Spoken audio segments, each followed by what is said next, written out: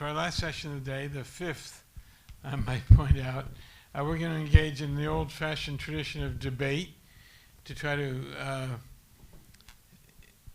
enlighten people and illuminate an issue in the world of free speech that many people are thinking about, and just sort of do it in a slightly different way from the panels we've had until now.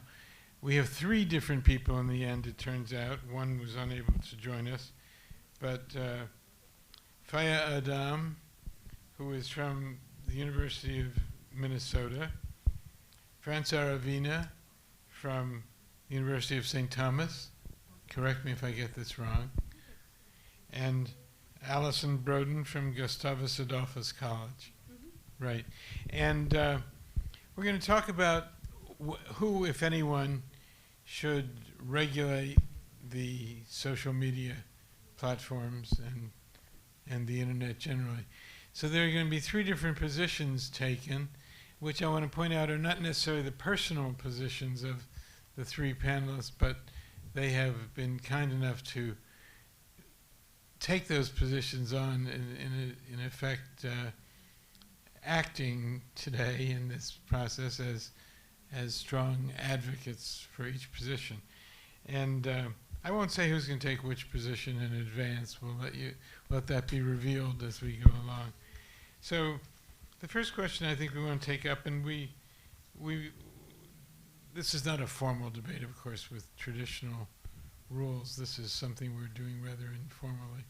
And you are all from 360 Journalism, as I understand it, have participated in that program in the past. So the first thing I want to ask you to address yourselves to is whether you feel that social media today really play the role of the new public square. Are the social media like a New England town meeting? Are they an essential part of American democracy and therefore need to operate under very open and loose rules? And I'll let whoever wants to go first go first. Allie, do you want to go first? Sure. So I would say that social media is definitely the new public square of sorts, especially for our generation. Oftentimes, if I want to shoot my friend a quick message, I'm not going to go knock on their dorm door and ask them a question. I'm just going to send them a Snapchat message. I don't have to arrange a time and place. At times, I find that I'm interacting with people more frequently online than in person because of our geographic differences. My social sphere is also much larger and more connected online than I could possibly make it in person. If I wanted to wildly share my opinion on a topic, I'm not going to scream it to the masses. I would post it on social media somehow.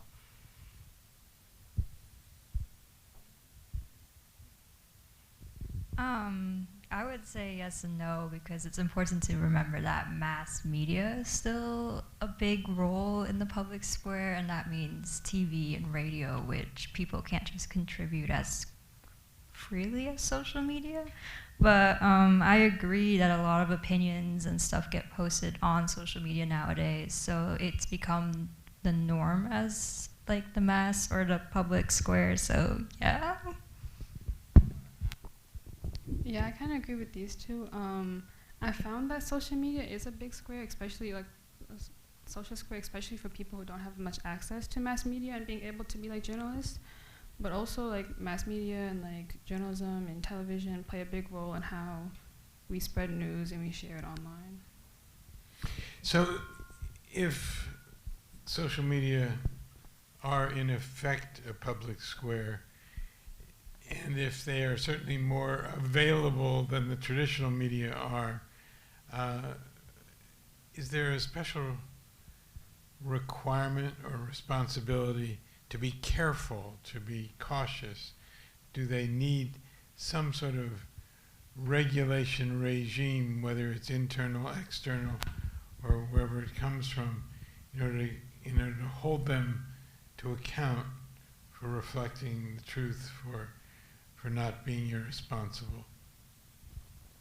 And if so, well, first of all, is some kind of moderation or regulation necessary? or are they just a complete free-for-all? So I'd like your answers to that first. Well, we've seen that TV and radio are regulated, and they've historically been regulated. And the reason for that is because there have been cases that where people abuse TV and radio, and they share opinions that they shouldn't. So like there has to be some type of regulation on social media to an extent, just to make sure that we don't have hateful speech being posted or things that could be harmful somehow. Okay. I would agree that there does need to be some type of regulation, probably one that's consistent across all social media. Could we have things that are being allowed, like misinformation on Twitter and Facebook, not being as freely shared on Instagram, maybe like Snapchat?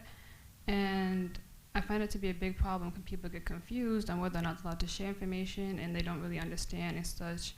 And also there's not as much media literacy now, and it's kind of harder for people to understand like what's misinformation, what's not. So there needs to be like a bigger regulation that all social media follows, and there also needs to be some type of consequence when they don't.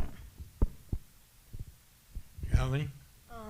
I would say that while government intervention might not necessarily be what we should head towards, there should be some type of governing within companies, specifically larger companies especially, that somehow leads to making sure that there's not hate speech being posted, there's not harmful things being posted, and there should be some type of consequences such as banning from a certain social media platform or deleting of certain posts, but it doesn't necessarily need to be government intervention that's doing that. Okay, so that gets into the next question. How would you, each of you, structure a regulation regime? Allie, maybe I'd just ask you to continue. If it's to be done by the social media companies themselves, how would you advise them in your role today in this discussion? How would you advise them to carry that out? Well, as I've mentioned, I think that companies should be self-regulated with very clearly defined community guidelines. A typical approach that companies currently have is moderators within a certain online community that have the ability to ban or delete different types of posts. A new approach that large companies should take, such as Facebook, TikTok, Twitter, would be hiring more company employees to better enforce those community guidelines. While users reporting posts is useful to a small scale, it's important that moderators are not just members of an online community. Employees would be able to look at content that AI and other users have flagged and remove the content or dismiss the issue based on objective community guidelines, not human biases or discomforts. And it aids free speech in the way that people would be allowed to have civil discourse and say what they wish within reason without a community-appointed moderator silencing them. I kind of disagree. I think there should be more of like a government-based, like widespread policy. Because right now, when you look at like, say, Twitter, for example, there are certain terms and like hate speech you cannot say, or you automatically get banned from the website or the app. But then you can't do the same on like Instagram. Like people can go and say like you need to kill yourself, you should die, and they don't get banned until someone else reports them. And even when it comes to reporting, that gets abused because you look at Twitter and you see journalists who say a certain statement and they're getting mass reported by people who don't agree with them, and then the account gets taken down. And while having moderators is important also, and to the extent it is, you should need them, especially on like websites like Reddit and Facebook and Twitter. There have been reports of Reddit like moderators abusing their power. There have been reports of Facebook moderators seeing graphic content without any warning during their training, and they don't receive the support they need to look at those like videos and graphic content. So I think when the government creates a certain set of regulations that everyone follows that's widespread, it stops people from sharing this media, especially like across platforms. So can you elaborate a little bit on what form that government regulation should take? Should it be existing government agencies? Should there be new, more flexible agencies created? How would you carry out the government supervision of this role? For sure, there should be their own agency in some type of way, whether it be like a panel or a board that just makes these set of rules, and they have maybe community input or like public input into it. Oops. Because I think it is important to listen to the community and see what they want to say, like what they want on their social media apps. But also, to an extent, there's like when you look at it now, there's a lot of stuff that gets by because because there's not I like. think we can all agree with that. Yeah, there's a lot of things that get by, especially on Facebook and like Twitter, where there's not as many like rules and regulations. So if there's some type of like panel or agency that just creates these set of rules and like creates consequences of like, say Twitter is like allows too much hate speech, then they'll be like, why are you allowing this? And they look into it and see what's going on behind the scenes. And France, do you have an in-between suggestion of how this could be done? Yeah, I mean, it's difficult with private companies. They own these social media platforms, so they're not public. You can't just put government officials in charge of them. However, it is important to have regulation, and I agree that it's difficult for the moderators to view all this content and be on top of all this content. So there are existing government agencies that can take charge and can overlook that and can also start adding more regulations. So I guess that would be more of the in-between argument. There's an argument going on now, which is definitely related to partisan politics in the federal courts over whether the government should be able to have direct contact with the social media platforms. Are you familiar with this? These lawsuits that have been brought in certain states, and especially in states where there happen to be federal judges who were appointed by President Trump and who are ruling that the government should not have direct contact with the social media companies, should not be able to try to influence them. How would you, if you were filing a friend of the court brief on cases involving this issue of federal government contact with, communication with the social media platforms, would you say that they should be prevented from doing this? Or would you say that it's got a legitimate purpose and everybody has to try to accommodate to reasonable conversation? Or is there an in-between position there as well? I think for sure that people should try to accommodate to the government and allow for reasonable conversation. Because when you look right now at people who have been banned from like websites like Twitter and Facebook, that is very much the consequences of their own actions and not the consequences of the government, especially when the government officials and public officials. So this way of acting as if the government purposely went out and banned people, when in reality it's themselves acting a certain way, does not mean like the government is bad in any type of way, because they haven't even done that much to you yet. And you're not allowing for conversation and other opinions to be involved. How about the other two of you? France or Ali, if you want to go first? I mean, I do agree that the government hasn't been the one to ban those. Those have been self-regulating bodies within places such as Twitter and other things. I think it's important that people understand that social media and spheres like that are an extension of people's right to free speech. Free speech doesn't mean that you can say absolutely anything with absolutely zero recourse for your actions and what you say.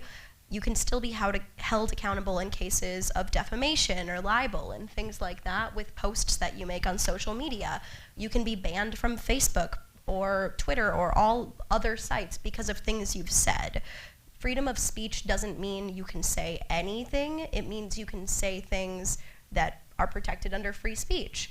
And the government doesn't have a right to be able to say, this is what you're allowed to say and this is what you're not allowed to say on this specific social media platform. Yeah. France? I think a lot of the current government regulations and lawsuits that are happening are geared towards protecting children and what they're seeing on social media.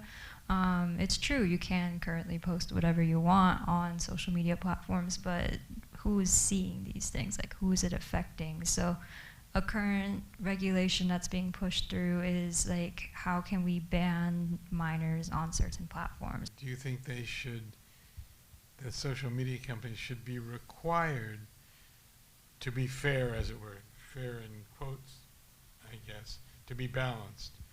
And how would you, in effect, if it's a public utility in a way, the internet, how do we make sure all views are fairly presented and there's not viewpoint discrimination? Or is that not something we can try to take on? Well, I think that gets kind of complicated because on places like Facebook and Twitter, you're going to have more people of differing views, but if you go over to something like Truth Social, you're obviously going to have one very distinct view on that side. I think it gets kind of difficult because the algorithms of apps like that often are steering you in one direction or the other based off of what you are most likely to click on and interact with. And if you're clicking on more conservative things, it's going to give you more conservative things. And it's not the companies themselves that are posting those things and distributing that content necessarily.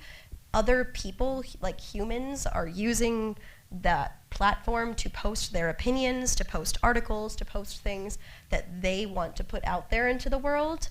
And it's not quite like a central broadcast network that everybody's watching to get a more unbiased view on something. People often go either specifically searching in favor or in opposition of certain aspects of articles or things going on in the news. I just think it might get a little bit difficult to say that Facebook has to give a hardcore Republican conservative person the same amount of conservative content as they do liberal content, which would get really hard to do and also would be really bad from a company standpoint. There are, of course, some states where laws are being proposed that would require the social media platforms to prove there's no viewpoint discrimination, that they're giving equal access to all.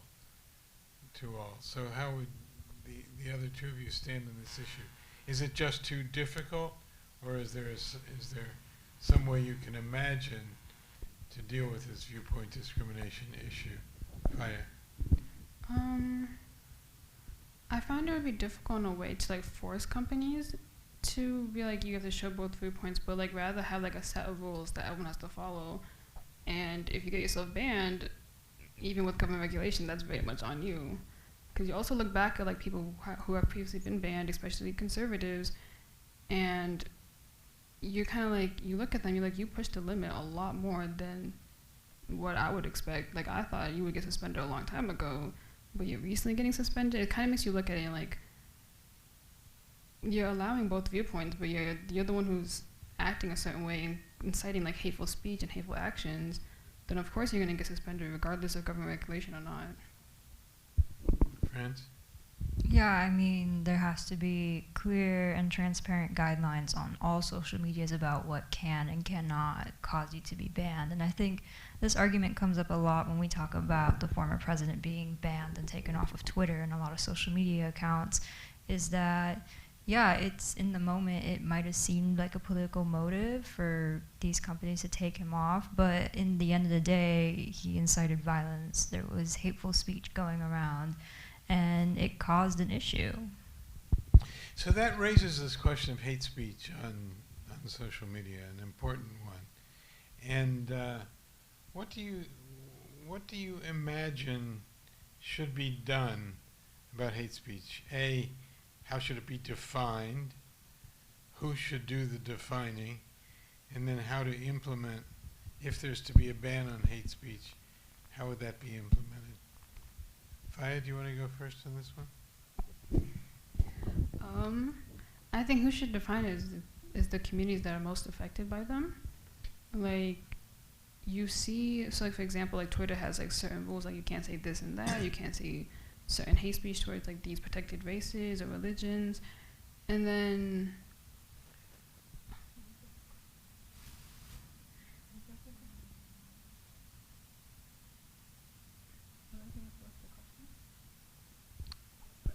Oh, the rest of the question. I'm sorry.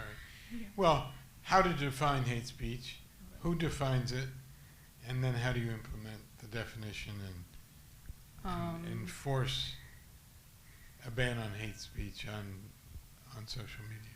Well, to force a ban on hate speech is probably banning the people who are acting a certain way. But for sure, like, having, you know, like this federal, because like there is federal laws against hate speech, yet you see, like, for example, Trump getting banned because he was being hateful towards protected people, but then you see Twitter get bought by someone else, Elon Musk, and suddenly he's unbanned. And you kind of look at it and you're like, well, you're quite literally breaking the law by acting a certain type of way, but you're still allowed to be on social media.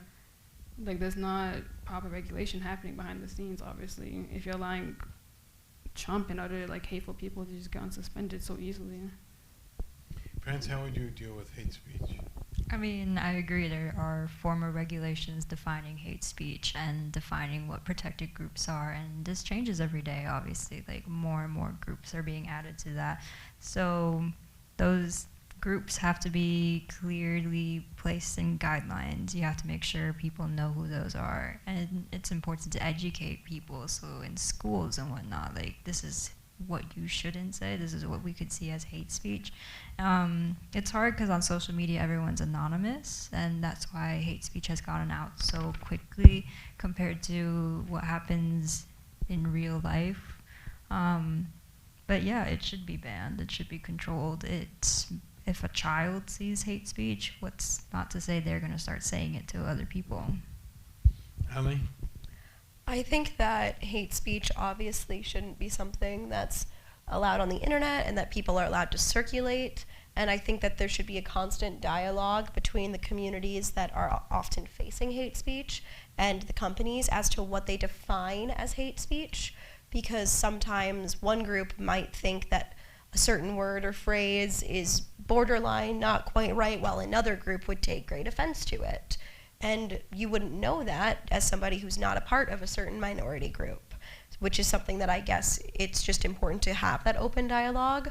Also, another part that might get difficult with regulating it, which it should be regulated, but things that like don't include specific key words would need to be reported so that a moderator could see them, because it does get really difficult to keep it away from children. And I think that people who are experts on the topic should definitely get together and discuss how words that are just kind of strung together but don't raise any alarms can still be hate speech, and how companies could prevent that from happening and prevent children and other people from seeing that. And then they could develop racist ideologies or incorrect assumptions about certain groups of people. And yeah. So I assume this would, one of the advantages of the internet is supposed to be the rapidity of the communication, how quickly people can communicate with each other. I assume that any of these methods of searching for and dealing with hate speech would slow that down, unless you think computers can do it all. Well, I guess what I'm kind of referring to is obviously like where technology currently stands, they're able to say like if it contains this word or it contains this phrase, it's just automatically not going to be able to be posted on the website or on the form. I think that I'm not claiming to be an expert in technology or how AI advances, but based off of how technology has been advancing over previous years, I just wonder if experts would be able to get together and figure out some way to quickly discern that, not with humans looking at it and deciding with every single post whether this is appropriate or not, because that would get impossible, genuinely impossible for people to do. But if there was some way for artificial intelligence or just a computer program to vet that out somehow, that would be nice. But I'm not an expert on the topic. Right. I have two more questions to complete this discussion. The first is whether you think there are any models, you've heard of any models in other countries elsewhere in the world for handling these issues with social media that the United States could learn from and possibly emulate. France, do you want to go first? Yeah, I mean, I guess Europe does a really good job at this. I mean, not the best job, but they're a smaller country. There's less people. They've been able to handle what's going on online. They've been able to catch incidents that could possibly happen, which do happen here in the United States. But then there's the complete polar opposite, where we talk about like China and Russia, where they've completely banned social media. They've banned certain sites that you're like, does that infringe on their free speech? But also you have to consider the United States' First Amendment is unique to just this country. Like, it's what we see here can't apply other places because they just don't have the same constitution as we do. Right. We can't impose the First Amendment on other countries. But on the other hand, are they protecting children better with the way they're doing this? I think is one question. Faaya, I'm sorry. I agree with France. It's very hard to apply other countries' laws and regulations to the U.S. and vice versa.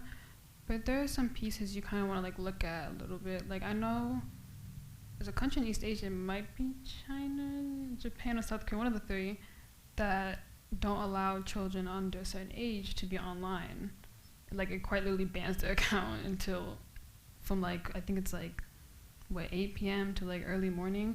And of course it might be harder to apply, especially on like social media that's so widespread, like Twitter and Facebook and Instagram. But like looking at these type of laws and seeing how it can be implemented in the United States, whether it be by like within like once you step foot in the country, or like if your location is United States based, but like making plans and like looking at a country to see how they might be implemented and used in the United States is a benefit, but it's very hard to compare when every single country has different laws and regulations, of course. Ellie? Well, on the topic of keeping children safe, I think it's important to acknowledge that we have to do more harm reduction than simply just banning all children, because it's kind of acknowledging that children are going to find ways to access the internet, whether we ban it for all children or whatever we do. Children are going to get on the internet. Children are going to access websites that they're not supposed to. But then it becomes a problem of how do we minimize the ability that they have to access those websites? How do we minimize the ability that children have to just go out into, like, I guess, cyberspace and figure it out for themselves? I think it's important that we obviously can't do some of the same things that those countries are doing. And on the topic of like other countries and how they handle things, I know more about countries that are ridiculously restrictive with their internet content and the things that their people can see, such as China and Russia. And I know that many of my friends in Europe, they use the exact same social media sites that I do. We're connected on them. We're friends on Facebook. We follow each other on Instagram. They have the same guidelines. They have the same rules that they follow. It's more of an issue, I feel like, of how we're a much larger country, which makes it more difficult to regulate things, because in most of Europe, at least, I don't think there's very much regulation on the internet in the same way that there is here, because they do also follow generally free speech principles. It's the countries that don't have free speech principles that are overly restrictive. So kind of like France has been arguing, it's important to find a happy medium in between overly restrictive and anything goes. Okay, and so my last question is this. This has been a very interesting discussion, but after we've reviewed these questions and these opinions, on balance, do you think we're going to threaten free speech if we're too heavy-handed in regulating social media? Do you think you personally will have to worry about your own, the protection of your own right to free speech if social media are seriously regulated? I don't know who wants to go first. Faaya? I think there can be a middle ground. Like, we don't have to be too heavy-handed. We're not gonna go like ban everything like certain countries, like, of course. But I don't think it'll be an infringement on the First Amendment if we set, like as I mentioned earlier, like set a standard for everyone to follow. I'm not worried about it because I don't go on social media acting crazy and being hateful and rude and disrespectful. But you know, some other people might worry a little bit, and I can see why when I look at the social media, but I think it's important to find a middle ground, especially with like bringing together communities on social media, especially the big ones. Friends?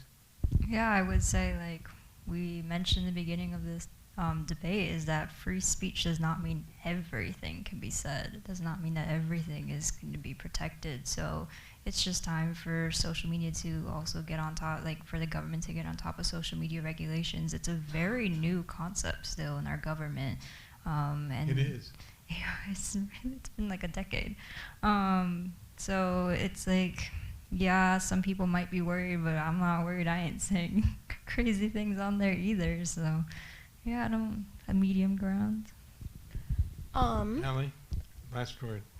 Well, I would say that free speech is something that, like, again, we've been saying again and again, it doesn't mean you can say everything, but it often means you can say a lot of things. And I think that too much government regulation would get very difficult, especially as times grow and change. Just think about how much different social media is right now than it was 5 years ago. It's really hard for a government to regulate, but I think if there was some type of internal body that was doing the regulation and constantly updating itself and making sure that community guidelines were in place and that they were being followed, and as the technology grows and advances, they can find easier ways to make sure that those guidelines are being followed. It's important that people are able to share their opinions and to share what they have to say, whether it's what I agree with or what I don't agree with. But I think it's just the issue you run into is people have a right to say a lot of things, and those things can sometimes be harmful, but it depends on how you define harmful, and that gets really difficult when you start governing it. For example, we're still using the Communications Discretion Act from 1996 to regulate a lot of what happens on the internet. Section 230 is one of the only ones that hasn't been overruled by the government for being by the Supreme Court for being unconstitutional, because all of those things back in 1996 were trying to limit free speech in some way, things that people could say, things that people could post, and it was 1996 on the internet, and they were declared unconstitutional, and there wasn't Facebook, Twitter, any of those organizations. I guess what I'm just trying to get at is when the government has tried to regulate it, it's been proven unconstitutional because it takes away from people's free speech. It's just overall important that larger companies have internal governing bodies that are in charge of making sure that community guidelines are updated frequently and that nobody is spreading harmful rhetoric, but that free speech is also something that people are entitled to and that it's being followed. Well, thank you all very much. I think this is a good conversation.